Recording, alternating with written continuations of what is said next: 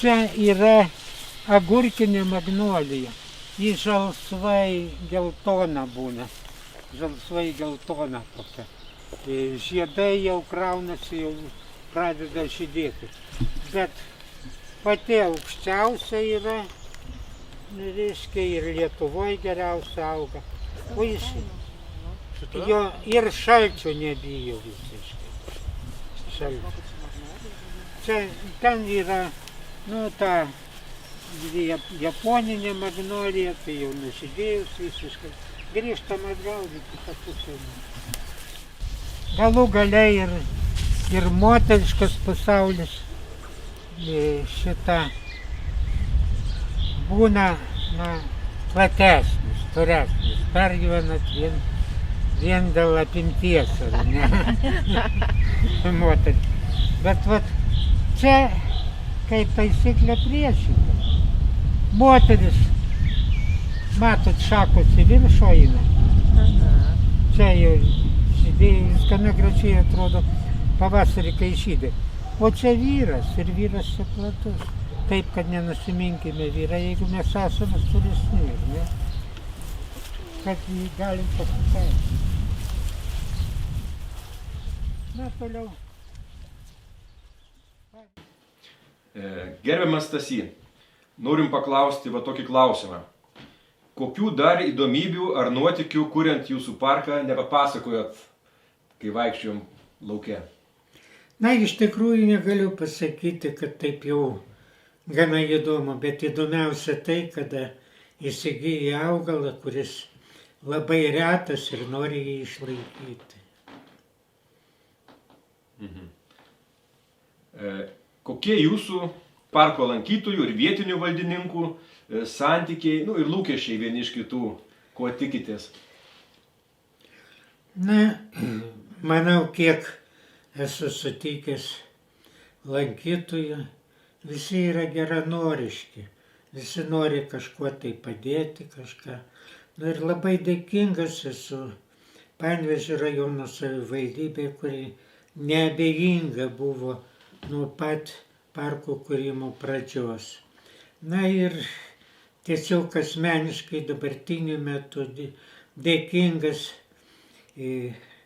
rajono merui Žagūniui, kuris iš tikrųjų geranoriškas, nors kiek jis gali, stengiasi padėti, kartu įjungti moksleivius, kad galėtų iš to mokytis.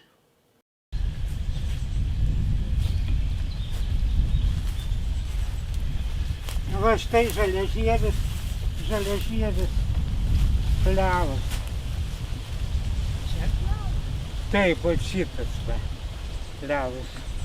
Jis, kad ir seniausias bebūtų, bet jo žievenis yra aukšlėjus.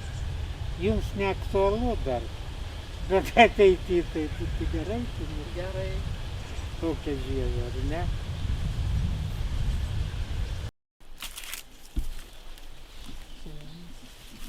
Čia jungi taip jau svyruoklinį labai daržas.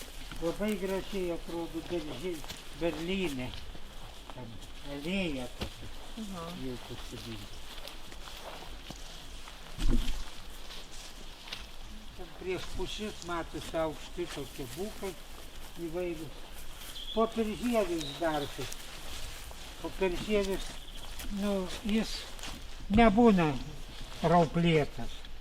Bet jo žievė nusineria. Kaip ir gyvačių konkrečiai nusineria. Reiškia tą taip ir tada. Daržas. Čia, matot, raitytas toks daržas. O čia turkinis vadinamas lazdynas, bet auga medžiu. Ir raudonlapė forma. Rečiau pasitaikė. Labai retai. Pirmą kartą matau 30 metų dendrologą. Pasėjau, tai man atrodo, kad pora bus raudonlapų.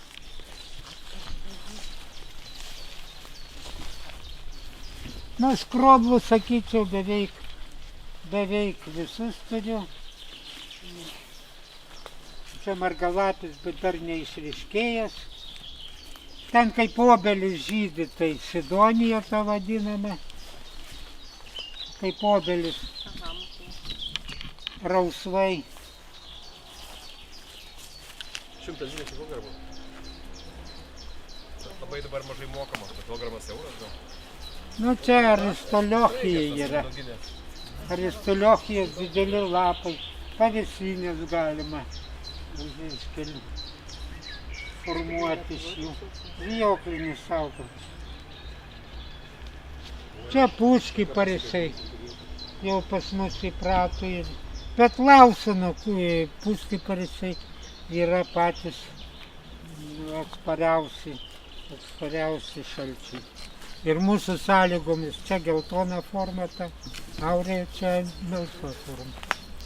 Girdėjom apie, kad parkų kūrėjai turi tokį konkurencijos jausmą vieni su kitais. Kokia jūsų pozicija šio klausimu? Kaip jūs žiūrite kolegas, parkininkus, kolekcionierius? Niekada neinu į varžybas konkrečiai. Linkęs, kas tik tai stengiasi, kas nori, linkęs padėti. Ir daugumoje stengiuosi, jeigu turiu atliekamą augalą, jį padovanoti. Tegul klesti Lietuva, o ne atskiras vienas kūrėjas. Aha, tai jūs nekonkurencingas. Kokią dar svajonę ar palinkėjimą jūsų parko tiesėjams norėtumėt perduoti? Ko tikitės, kas jūsų parką toliau tęs ir rūpinsis? Na, visada svajoju, kad parkai išliktų gana ilgai. Tai mačiau, pavyzdžiui, kada važinėjau po Lietuvos dvarų parkus, buvau labai nusivylęs. Tai buvo apie 1970 metus, kada iš tikrųjų, egzotiniai augalai buvo tiesiog naikinami, niekas dėmesio į tai nekreipė. O pokario metais, pavyzdžiui, Šeduvos Raudondvario parke, tai net pjaudavo spygliuočius, nors ir reti Lietuvoje buvo ir naudojo malkoms. Šeduvos parke? O kokie ten spygliuočiai netgi tokie buvo? Nu, ten buvo konkrečiai šita pocukės ir kiti spygliuočiai, kurių dabar neprisimenu, bet net ir spaudoj buvo rašoma, kad tiesiog elgėsi žmonės barbariškai, nežiūri. Arba iš tikrųjų prie Prienų augo klaustašakis paprastasis klevas, vos spėjau užsiskiepyti, po rudenį važiuojant jau jo neberadau. Jau nupjautas ir daugiau Lietuvoje tiesiog ir neteko jų matyti. Arba kad ir tas mažalapė liepa Penionių parke irgi taip pat labai greitai, kaip sakoma, buvo sunaikinta. Tad už tai, kad išliktų daugiau tų augalų, linkiu, kaip sakoma, pasidauginti ir net rekomenduoju pasidauginti kitiems, kad išliktų, kad mūsų biologinė įvairovė, kiek galima ilgiau klestėtų. Savaime aišku, kad gyvenu nostalgijoje, kada jaunystėje mačiau biologinę įvairovę Dendro parke, tai dabartiniu metu jokių būdų atkurti jos negaliu. Pavyzdžiui, kad ir baltosios eglės raganų šluota. Niekur pardavimai neteko matyti. Ir Lenkijoje niekur pas mus atsirado vienintelė. Tačiau per neapdairumą buvo nupjauta. Ir vargais negalais, kaip sakoma, ačiū Rimvydui Koreivai, kuris dar spėjo užskiepyti šitą baltosios eglės raganos šluotą. Šluota, kuri išliko dabartiniu metu ir turiu aš, ir galų gale yra padauginta plačiau. Na, toliau, kad ir šita yra eglė mano rastinukė. Jie gana skiriasi nuo kitų, kuriuos matom. Na, tai savaime aišku, kolekcijose, parkuose jie galėtų augti. Na, savaime aišku, ir skirpstas, tas margalapis, irgi yra, kaip sakoma, dabartiniu metu, sakyčiau, ko gero vienetas. O to skirpsto istorija? Na, skirpsto istorija tai labai paprasta. Gamtoje, ypač prie akademijos, čia prie Kamščios miške, pamačiau mažą margalapį skirpstatą, mažiuką dar. Na ir savaime aišku parsivežiau, pasodinau, išlaikiau jį ir dabartiniu metu džiaugiuosi. Tai jisai sėklinės kilmės taip išeina. Taip, tai būtų genetinė medžiaga, na ir tam tikra įvairovė. Kaip tie daržo česnakai panašiai žydi tik mažesniais?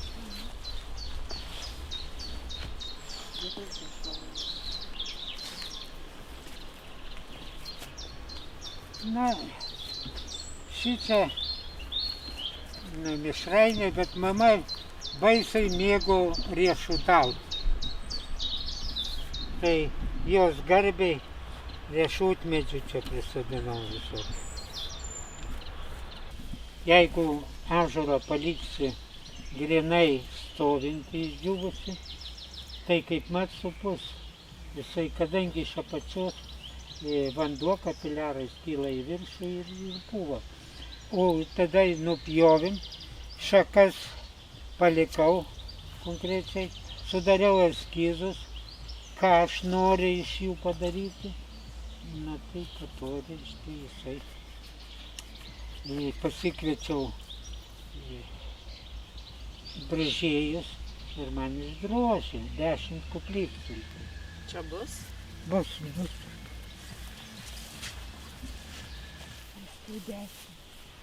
Čia, sako, ir mirštantis medis medžiai gali prakalbėti. Tai čia pirmoje eilėje yra rinkimai į Seimą. Pradžioj galvoja žmogus, savo būnais taip apžėlės. O kadangi ta sistema nėra tobula vis dėlto. Tai vat galvoja pirmoje eilėje apie lovį. Gal lovį dar šiek tiek lygia kažkiek tai maisto. Dar gali maitinti seimūnai. O kada jau išrenkami, prasideda tarp partijų ir panašiai. O čia tai yra kova dėl kaulų. Graužia kaulus, ar ne? Bet čia atrodo ir žvėrelių galva. Nu tai taip, tai žvėrelė šunės. Šunės puola dėl kaulų. Čia kaulas, matote, čia šunės. Va šuo. Nu, o mūsų liaudžiai belieka, va ten tas grėvelis konkrečiai, grėvelis, nu, purvas, kurioje kapstame. Yra paprastai.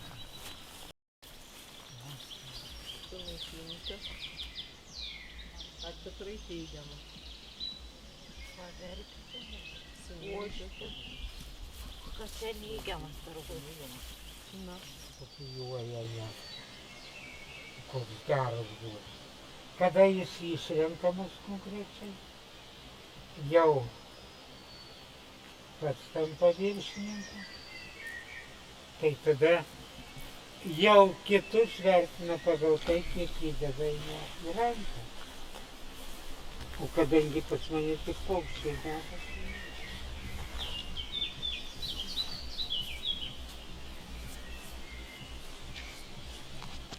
žiūrintis, kad dėkoja drugeliai, kad nešienaujama pieva. Kad, reiškia, ją reikėtų šienauti tik tada, kada subręsta sėklos. Ypatingai nuo retų. Čia dar net ir ta rasoji blandis yra, reiškia, jis gyvena. O čia tas klevukas, tai irgi iš raganų šluotos. Kur, reiškia, prie Surviliškių radau raganų šluotą ir toks rutuliukas jisai auga. Tai žiūrėsime, kiek jis užaugs. Nu, žinoma, gal aš nesulauksiu. Nu, čia konkrečiai tai yra, reiškia, jau grifo dalia. Netekus valdžios konkrečiai. Dar tikimasi, gal prie kalnų yra šiek tiek mėsos. Tačiau jau pavaldiniai ir visi kiti jau žiūri kitaip, jau su juo mažai bendrauja. Moteris nenorėčiau rodyti, bet vyrai gali pažiūrėti. Nu, viršūnė į apačią, tada šitą vandens tinklai. Net ir kiaulės, pavyzdžiui, vežant į mėsos kombinatą, suvarius iš skirtingų gardų ir į mašiną sukrovus, kartais jau gyvūnė nuveža. Ant tiek streso poveikis yra didelis. Na ir kiekvienas neigiamas tas poveikis, žmogui konkrečiai neigiamas poveikis, atitinkamai vis tiek, kaip sakoma, sekina po truputį tas vidaus sekrecijos liaukas, kad organizmas nori kovoti dar žmogus. Atsekina. Ir štai atsiranda lyg tai guzeliai tokie, guzeliai. Ir juo toliau, tuo daugiau jų. Čia tas ąžuolas iš ten ir paimtas netoli. Ir reiškia, tuo daugiau. Ir ant galo jau mūsų kasa, kepenys ir panašiai jau atsisako dirbti. Jau nebepajėgius. Tai kiek mums tabletės dar padeda kažkokius, tai kokie fermentai, kaip sakoma, sintetiniai, tai dar mes gyvename. Bet galų gale jau ant tiek įsenka organizmas, bet tablečių gyventi negalim ir išsivysto kas vėžys. Reiškia, vystosi kitos ląstelės visiškai. Ir reiškia, ant galo jau nieko nepadarysim. Juo geresnė nuotaika turės žmonės, juo mažiau streso, tuo ilgiau gyvena.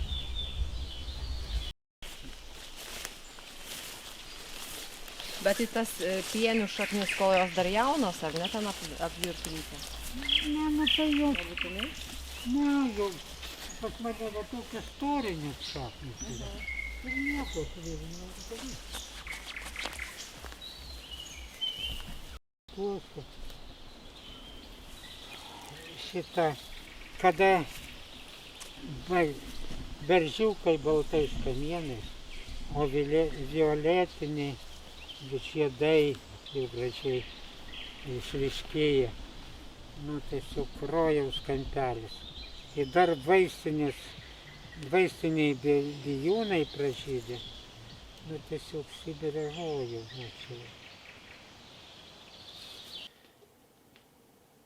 Kokią kryptį jūsų parkas ateityje, mano, turėtų įgauti, kad jis dar labiau žmonėm tarnautų, kaip poilsio parkas, ar daugiau tęs kaip kažkokios tai genties ar šeimos kolekcijos vystymą? Nu, kad išliktų tai, kas sukurta, kas pasodinta.